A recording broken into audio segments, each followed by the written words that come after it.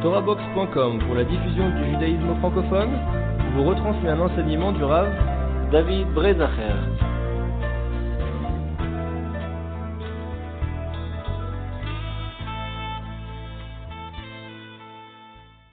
On va essayer de relier un petit peu la paracha à Rosh Hashanah.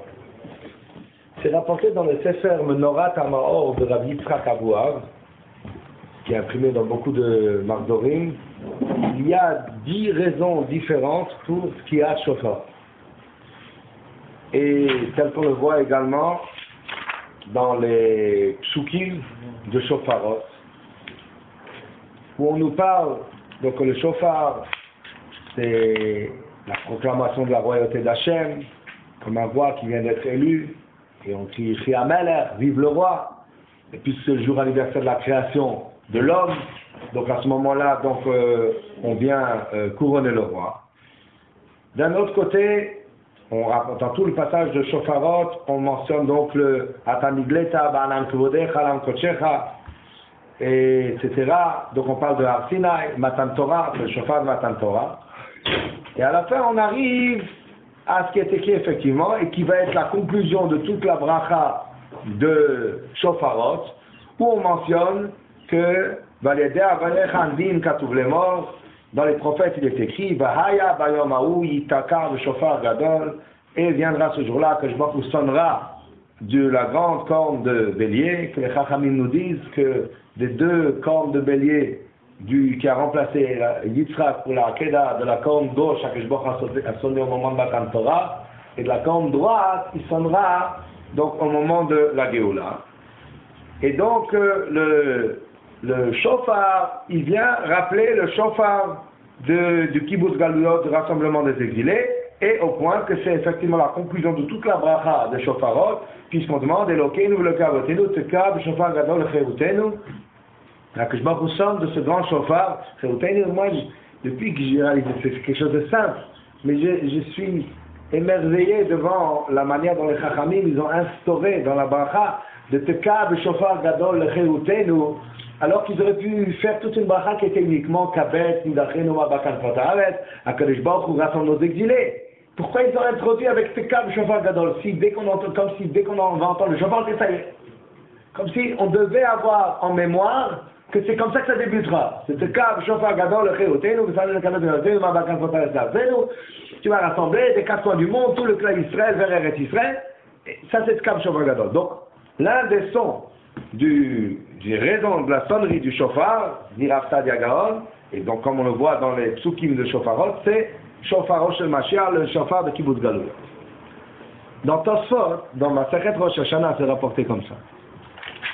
Tosfot, il pose la question, on sait qu'il y a ce qui s'appelle Tkiot de Milushav et Tkiot de Meumat, c'est-à-dire il y a les Tkiot qu'on fait avant la Mida, et les Tkiot qu'on fait pendant la Mida dans la Chazara, dans la Mida qu'on appelle Tkiot de Meumat.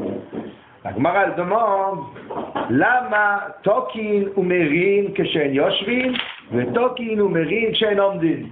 Pourquoi est-ce qu'on sonne, on fait Tkiya et Troua une première fois et Tkiya et Troua une deuxième fois? La Gemara dit Kedé l'arvev asafan, afin de troubler le safan, avec tout ce que ça veut dire. Ça rapporte une explication et il dit comme ça. Donc dans Rosh Hashanah, Tetzain Amud Bet. Kedei l'arviv et Satan. Piresh be'aruch. Le Aruch a expliqué. Le Aruch c'était Rav Natan Meromi, Talmid de Rabbeinu Hananel, qui est lui-même le Talmid de Rav Hai Gaon. C'est vraiment les premiers Rishonim. Le Aruch explique que des Ita Yerushalmi, comme il est écrit dans Yerushalmi, Bila Hamavet la Netzach, que viendra un temps où la mort disparaîtra. Uktiv il est écrit Vehaya Bayom Haou Yitaka B'Shofar Gadol. Et il y a écrit que le rassemblement des exilés se fera au son donc du shofar. Et on dit dans toute la tfila de Rosh Hashanah qui est basée là-dessus, où on prie que viennent à disparaître les forces du mal, puisque Varisha Kula Be'asham Tichle Kitavir Memshelet Zadon Minaret, et toutes les forces du mal disparaîtront comme la fumée quand tu feras disparaître la domination du mal sur la terre. Et donc ça veut dire que l'ère messianique fait un moment où le mal va disparaître, Alors il dit Tosfot que lorsque le Satan, il entend le chauffard qui est sonné, alors il y a écrit comme ça dans le Yerushalmi, Katshama kal shipura zimna chada, lorsqu'il entend le son du chauffard une première fois, bahil velo bahil, il ne sait pas à quel son de chauffard il a affaire. Il commence à perdre ses moyens, il commence à être troublé. Mais Katshama tinyin, et lorsqu'il entend une deuxième fois, il dit, oui, ça y est, ma dernière heure est arrivée, je vais disparaître, et il perd ses moyens, il ne peut pas accuser que l'Israël. Ou mata zimne le mitbala, il dit, le moment est arrivé où je vais disparaître, ou mit arzev, et il est troublé, velet lefnaï le mevat catégoria, et il n'a pas le temps de venir accuser le clan d'Israël. Ça, c'est que dès l'arzev est un satan, qu'au premier son du chauffard, donc pourquoi on sonne deux fois que dès l'arzev? Parce que la première fois, il dit, c'est le temps, mais ça arrive, c'est vayama witakam shofar gadol? Non. Et il entend une deuxième fois, il dit, ça y est, c'est sûr, et donc, à ce moment-là, il est troublé. Alors, le Mfarshim explique. Donc effectivement, le Satan, chaque année, lorsqu'on sonne deux fois, il dit c'est le chauffeur du Mashiach qui est venu. Mais il sait, l'année dernière il n'est pas venu, l'année d'avant il n'est pas venu, l'année d'avant il n'est pas venu. Ça veut dire que, effectivement, on doit être au moins aussi croyant que le Satan en nos propres forces et savoir que c'est une réalité que le deuxième son du chauffard peut être celui du Mashiach.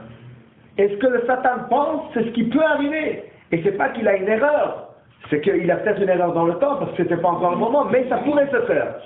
Alors la question est, comment ce qui n'était pas mérité un instant avant, ça peut être mérité un instant après. Alors pour comprendre cela, on va essayer de lire ensemble quelques psukim dans la paracha. Ça veut dire que, considérer que les premières sonneries qu'on va faire de Rosh Hashanah et Miyushav serait éventuellement la sonnerie annonciatrice de l'Iwanavi. Oui. En tout cas, c'est ce qui pourrait se passer. Dans le monde, on attend cette sonnerie-là. Comme tout le monde le sonne en même temps, dans ce cas-là.